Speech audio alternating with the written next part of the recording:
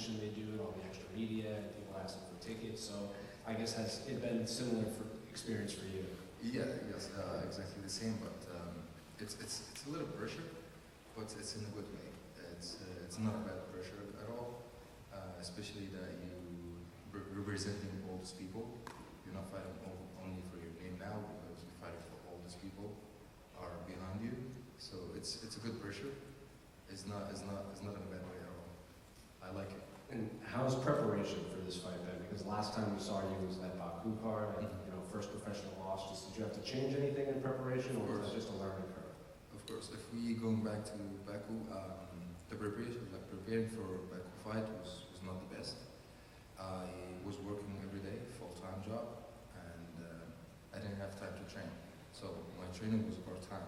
I trained once a day, maybe 1 hour, 2 hours maximum. But this fight, I left everything behind. I left the job. I even left New York completely. I moved here since August, only focus on training.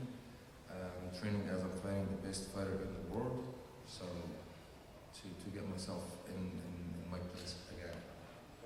I saw an interview where you said that fight in Riyadh, because it was your first fight in 3 years, maybe there was some ring rust, and then you had the fight in Baku. So now do you finally feel like you're back to where you were before that long while? Yes, inshallah, yes. You guys will see, and you judge it, it's not me. And then what did you make of Chris as an opponent when they came to you? Because obviously a very popular fighter in America, has a very dynamic style of striking. So what did you make of his skill set as a whole? What made me? What do you make of him as an opponent? Like, do you like the matchup? Of course I like the matchup. I respect him as a fighter and as athletics. And as I told you, I look for any opponents I fight as the best fighter in the world to prepare myself in the best way. So every opponent has his weak point and his like a strong point. And this fight is gonna be a little bit different. He's obviously very famous for his kicks and his like taekwondo style, but he also has a wrestling and judo background in America.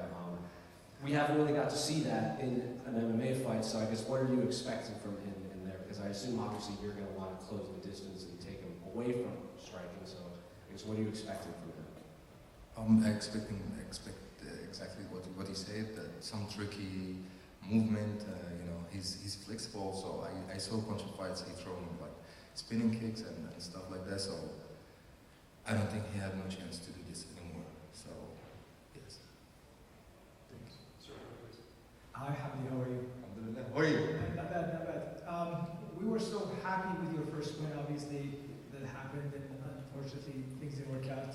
And then I saw you fight in Saudi, and you apologized at the fight, and this is not what you guys will see from me next time. I know you train at 333. Yes, now and you train with Ahmed Rubai, the champion from UFC. You train with Gurgur, the UFC champ. Yes, Gurgur, sorry. Yes. Okay. How does that make you equipped to fight with someone like Chris Barnett, who actually fought in UAE Warriors before? He's a very flashy fighter. When you see him, you don't think he can kick that high. He hurt himself once jumping. How does that make your game plan work out? For workout, our game plan in the beginning started with like we have to finish the fight. So it's general game plan for any opponents we have. And then we start studying a little bit, right? And we put a game plan of how we finish in this fight. We don't put a chance for like back and forth fight. So our plan number one is how we finish this fight. Well, you moved to Dubai, obviously. This is now your hometown and everything. So are we going to see the first version that started the one in your first fight, or the Saudi version, and your predictions for the fight? I have to ask this because I've been sent this to ask that question. Just for that. No, inshallah, you're going to see the best version of me. And I want to apologize for my loss to performance. People doesn't know much about our personal life and how much sometimes it can affect you in a cage. But it does. So I was going through some stuff before. Now I'm much better than before. Much focusing on the training. I was working every day.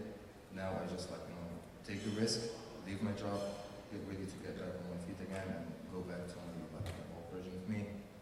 Getting ready to show people my real skill and what I can do in the division, because I know people trust me the first time, and after they saw me again, after 3 years, and also it was so hard. My first fight in UFC was 2022, the second fight was 2025. So I want to get back as soon as possible, as strong as I can. And last one for me.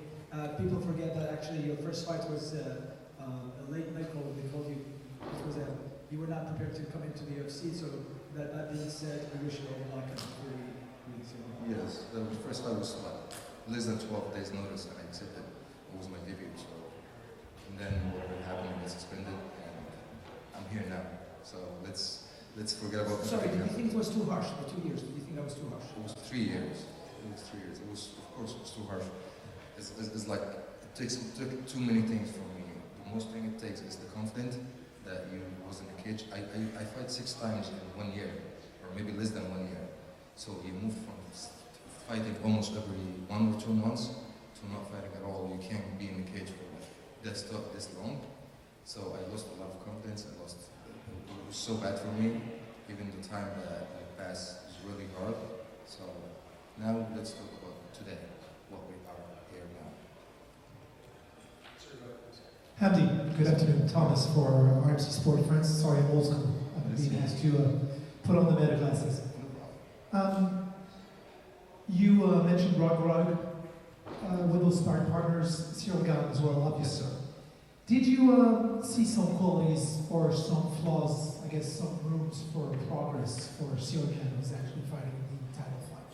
So I'm sorry, your question? What are the positive aspects and maybe some potential flaws or rooms for progress that you saw from Cyril Gane when you were training with him? Okay, I see him, he's really hungry for the winning. He's preparing really well.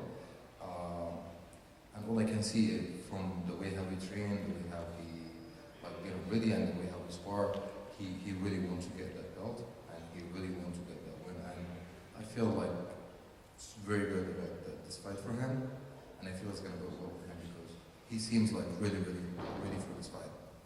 How did they emphasize Cyril Gane on his camp on the ground? Obviously, it's one of your specialties, Yes. the ground game. Did Fernando Lopez, his trainer, ask something from you when you guys were training together?